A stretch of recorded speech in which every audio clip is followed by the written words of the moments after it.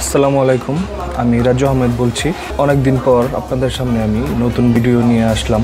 ভিডিওটি হলো, আমরা অনেক সময় কোনো বই অথবা কোনো কাগজ আমরা মোবাইলে ছবি তুলে থাকি এবং সেই ছবি অনেক সময় প্রিন্ট করে থাকি। তখন ছবি তোলার সময় হাতের আঙ্গুল কালার খারাপ অথবা কাগজটি খারাপ অথবা কাগজটি বাঁকা আসে। সেই বাঁকা কাগজ অথবা বই ক্লিন করে কিভাবে প্রিন্ট করব সেটি আজকে আমরা দেখব। তো চলুন মূল ভিডিওতে চলে যাই।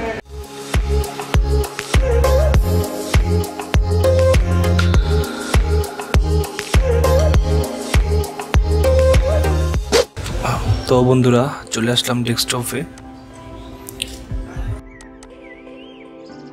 আজকে আমরা এই ছবিটি এডিট করব। এটি আমি স্ক্যান করে রেখেছি। তো চলুন আমি ফটোশপটি ওপেন করে নিচ্ছি।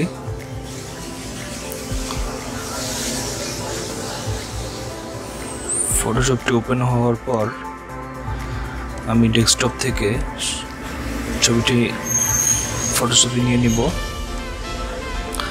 নেওয়ার পর একটু বাঁকা আছে, কালারটা একটু অন্যরকম।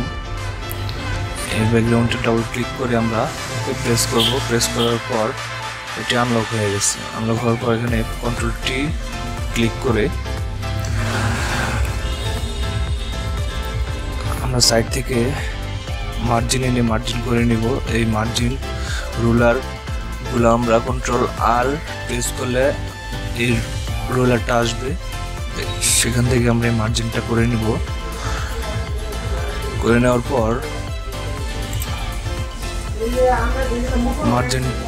মার্জিন করে নিলে খুব ভালো।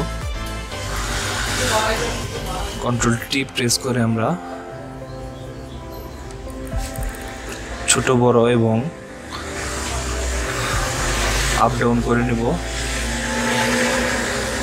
আমি এটা সোজা করে নিলাম।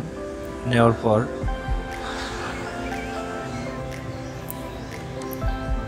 এখন আমি এটা একটু উঠিয়ে নিয়ে আমি সাইডের কোণাগুলো ঠিক করে নিব। কন্ট্রোল প্রেস করে কন্ট্রোল চাপ রেখে আমি মাউস দিয়ে সাইড ট্র্যাক করে টেনে দিলাম। তারপর মার্ক টুল দিয়ে মার্ক করে আমরা ডিলিট প্রেস করব, ডিলিট করে দেব। এখন আমরা নিচের একটি লেআউট নিয়ে লেআউটটির ব্যাকগ্রাউন্ড সাদা রাখবো। ডিলিট করে দিলে সেই সাদা ব্যাকগ্রাউন্ডটি সামনে চলে আসবে। মার্ক করে ডিলিট করে দিচ্ছি। এখন মুভ টুল দিয়ে আমি একটু মার্জিনগুলি উঠিয়ে পেজটা মাঝখানে নেব।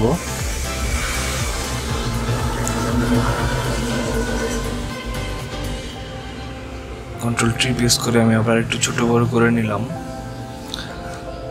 মাঝখানে নিয়ে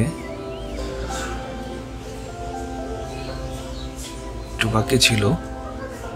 এখন এই অটোটা আমরা ইমেজে গিয়ে অ্যাডজাস্টমেন্ট থেকে অটো লেভেল কন্ট্রোলে ক্লিক করে দিলেই এটা অটোমেটিক কালার সিলেক্ট হয়ে যাবে।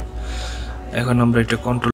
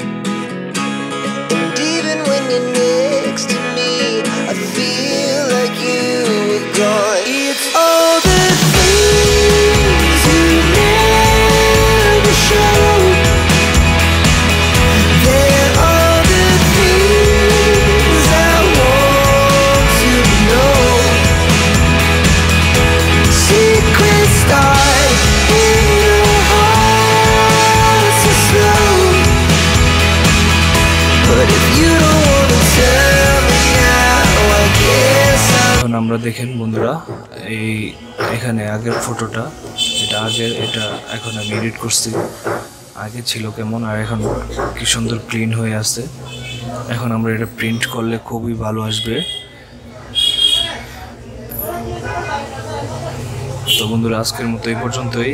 আশা করি ভিডিওটি ভালো লেগেছে। ধন্যবাদ।